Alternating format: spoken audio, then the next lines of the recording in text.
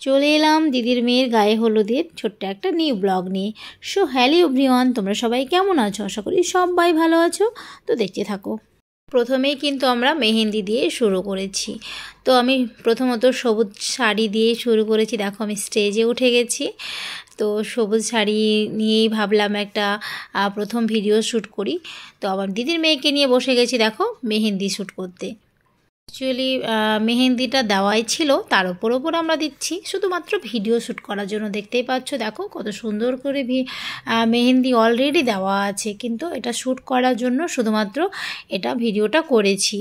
তো তারপরে আমাদের ক্যামেরাম্যান কিন্তু একটু এই ডেকোরেশনের কিছু ভিডিও নিয়েছে, একটু ক্যামেরায় বন্দি করেছে। তারপরে চলে আসবে আমাদের একটু হলদি, এই যে গায়ে হলুদের একটু হলদিটা শ্যুট করেছে। তারপরে আমার দিদির মেয়ের একটু মুখের লুকটা নিয়েছি। আর পুরো ভিডিওটা আমি পুরোটা ক্যামেরা বন্দি করতে পারিনি, আর অনেক দিন পরই আমি ভিডিওটা দিচ্ছি আর কি, সময় সেভাবে হয়ে উঠতে পারিনি। দেখো মেহেন্দিটা কত সুন্দর লাগছে। আমি নিজেকে নিয়েও দেখতে পাচ্ছ আমি কিছুটা শ্যুট করেছি, নিজের লুকটা নিয়ে একটু ভালো লাগা আর কি। আমি কিন্তু আবারও পা থেকে মাথা পর্যন্ত একটু ভিডিও শ্যুট করেছি। কি করব বলো, কাউকে পাচ্ছি না, সেভাবে কেউ ভিডিও করছে না, কারো ভিডিও আমি পাচ্ছি না, তো কি করব। তাই নিজেকে নিয়ে আর আমার দিদির মেয়েকে নিয়ে একটু শ্যুটটা করেছি, কিছু করার নেই আমার। আমাদের খুব ভালো লেগেছে গায়ে হলুদ মেহেন্দি, অনেকটা আনন্দ করেছি সেই দিনটা আমরা।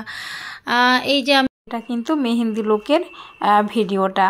তো আমি লাস্ট মুহূর্তে একটু ভিডিওটা শ্যুট করার পরে শাড়িটা খুলেছিলাম। দেখো সবাই মিলে ফুল ছড়ানোর জন্য কত এক্সাইটেড। দিদির মেয়েকে বসানো হয়েছে, একটুখানি ফুল ছড়ানো হবে, এইটা ভিডিওটা করেছি। এটা কিন্তু ক্যামেরাম্যানের কাছে আমি ভিডিওটা এখন অবধিও পাইনি। এটা মাত্র আমি অন্য কাছ থেকে কালেক্ট করে আমি ভিডিওটা এখানে একটু নিতে পেরেছি। আমি অনেক দিন অপেক্ষা করার পরেই আমি কিছু ভিডিওগুলো পেয়েছি, তাই তোমাদের সামনে কিন্তু আমি দেখাতে পারছি। আমি জানি অনেক সবাই কিন্তু অপেক্ষা করে বসে আছে যে সালফিয়া কখন এই ব্লগগুলো ছাড়বে, কিন্তু কিছু করার নেই গো।